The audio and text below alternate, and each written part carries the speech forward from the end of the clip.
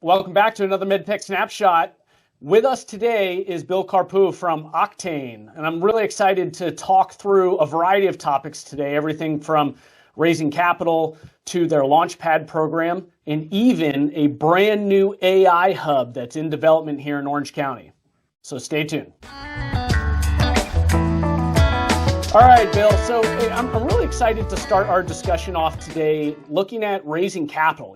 This has been a huge discussion for medtech startups, obviously in particular, but it's not been the easiest as of recent. And your organization over the years, since 2010, if I recall, you all have done 1,600 give or take raises, and 86% of the companies that go through your accelerator, they've been getting funding in about 15 months. Walk us through, how is that possible first? Those are some pretty good stats. And what's the difference between the companies that are getting funding through your program versus the ones that aren't? Yeah, so Travis, they are good statistics if you look at it from that standpoint. And one of the reasons is that, we work with or see about 550 companies a year. Wow. And whittle that down or do the diligence to get it to about 65 that we work with. So we're already diligencing out, if I could use that phrase, about 88% of the companies that we see. Sure. So we're dealing with a smaller and tighter nucleus.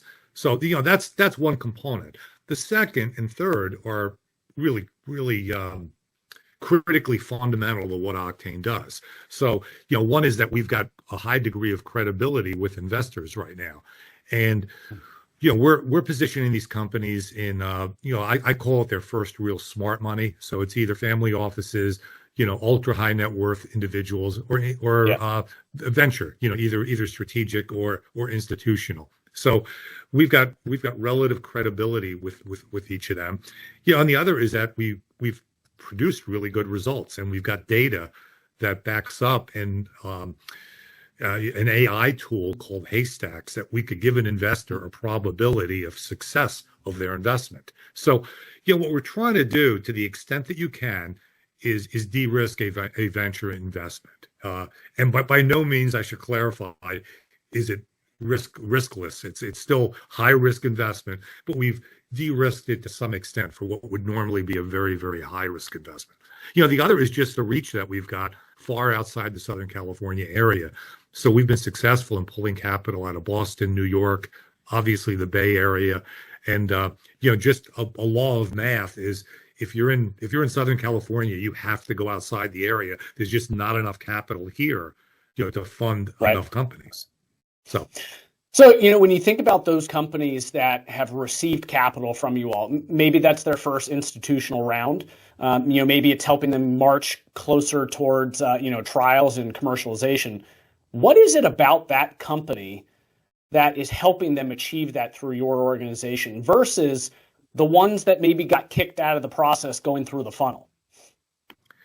Yeah, it's an interesting question, and a big portion of that is the coachability of the CEO. If we don't see the ability through our process to make a difference with the CEO, we kind of end up cutting it. And that's where investors are really going to look also. And part of that is their flexibility. We've had to have the discussion with many a CEO that they've given themselves the title of a CEO, but they're an engineer, they're a scientist, they've developed the company, they have no really strong operational experience.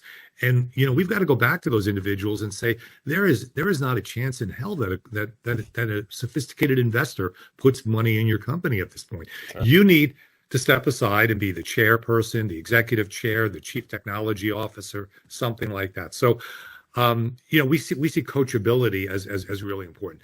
The other thing is the persona of our entrepreneur that we're helping is, I'll say, just to put an age bracket around it, maybe somebody in their early to mid 40s that's coming out of a bigger company, so has had some operational experience and has the ability to float the company for a year, and is now has now decided to become an entrepreneur. And that's a big difference, that individual in terms of their experience versus let's just call it a kid coming out of UCI that really hasn't worked anywhere before. So, I think the quality of our entrepreneur is a much or better rounded executive.